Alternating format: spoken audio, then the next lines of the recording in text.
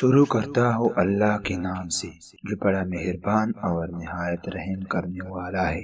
شیخ الحدیث اور شربت کی دکان۔ ایک شیخ الحدیث نے اپنی بیٹی میں اپنی ذات سے متعلق ایک بڑا دلچسپ واقعہ ذکر کیا ہے۔ ایک مرتبہ سفر سے واپسی پر جب میں ریل گاڑی سے اترا تو سخت پیاس محسوس ہوئی۔ سخت گرمی کا موسم تھا۔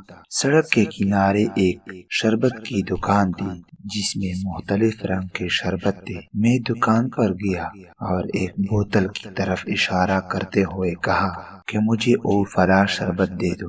دکان والے نے مجھے اوپر سے نیچے تک بڑی غور سے دیکھا اور سخت انداز میں بولا، جاؤ یہاں سے، کوئی شربت وربت نہیں ملے گا۔ مجھے بڑا غصہ آیا کہ پیسے دیکھ کر لے رہا ہو، کوئی فری کا توڑی مانگ رہا۔ یہ دکاندار بڑا قاصد قسم کا ہے۔ میں باہر آ گیا۔ جو صاحب مجھے لینے آئے تھے، میں نے یہ واقعہ ان سے نقل کیا کہ وہ دکاندار تو بڑا قاصد ہے، مجھے پیاس لگی ہے اور اس نے شربت دینے سے انکار کر دیا۔ وہ صاحب مسکرائے اور کہا، حضرت وہ شربت کی دکان نہیں، شراب کی دکان تھی۔ یہ سن کر میں نے آسمان کی طرف چہرہ کیا اور کہا، الحمدللہ، یا میرے اللہ، تو نے مجھے آج بچا لیا، ورنہ اگر ایک گھونٹ بھی پی لیتا تو میرا کیا ہوتا۔ اور دل ہی دل میں اس دکاندار بیچارے کا بہت شکر ادا کیا کہ اس نے مجھے شریف آدمی سمجھ کر دینے سے انکار کر دیا۔